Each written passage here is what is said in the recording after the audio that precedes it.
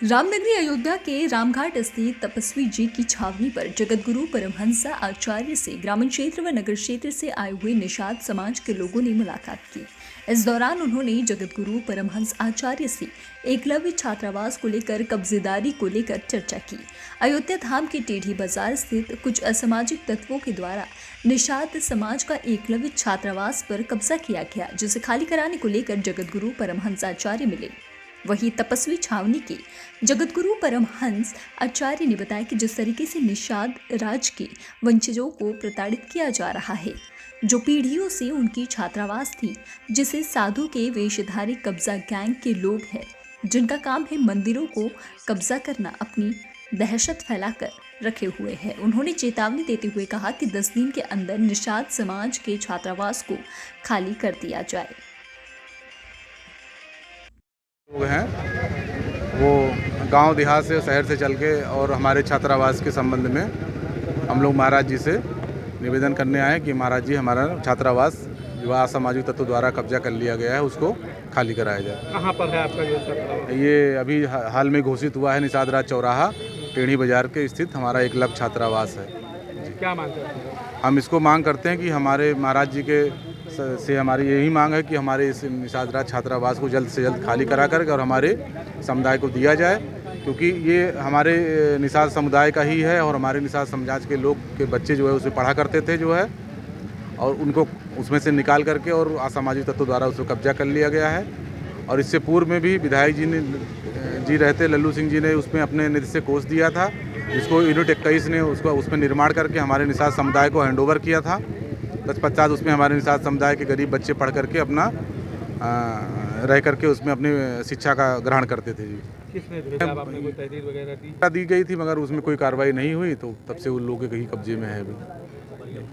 आज आपके निषाद समुदाय के सारे लोग आए हैं शहर से देहात से। कब्जा करने वाले कौन लोग हैं?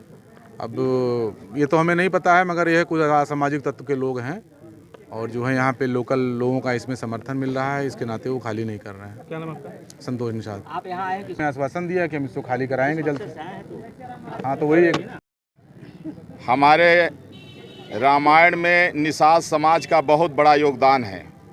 निषाद राज जी ने भगवान श्री राम को जो है तो गंगा पार कराया था, और निषाद समाज ने खुल के कहा था कि जियत पावन पाछे धरही रुंड मुंड में दिन करही।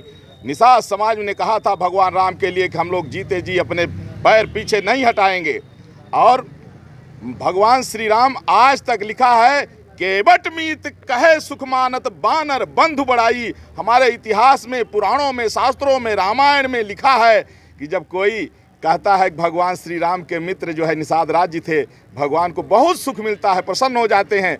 लेकिन आज मैं बहुत दुखी हूँ कि आज जो है निषाद राज जी के वंशज उनको प्रताड़ित किया जा रहा है। निषाद समाज की जो धर्मशाला है, जो पीढ़ी दर पीढ़ी से निषाद समाज की थी, उसको कुछ साधु भेषधारी जो कब्जा गैंग है, जिनका काम है कि जमीन को, मठ मंदिरों को कब्जा करना, और दहशतगर्द हैं ये लोग, दहशत फैला के रखते हैं। आज मैं ये इन लोगों को चेतावनी दे रहा हूं कि 10 दिन के अंदर निषाद समाज की जो धर्मशाला ये लोग कब्जा किए हैं वो खाली करके और माफी मांगे निषाद समाज से, और वहां मर्यादा पुरुषोत्तम भगवान श्री राम और निषाद राज की गले मिलती हुई वहां जो है प्रतिमा बनाई जाएगी। और उस चौराहे का भी नाम जो है आदरणीय श्री योगी जी ने निषाद राज चौराहा कर दिया है।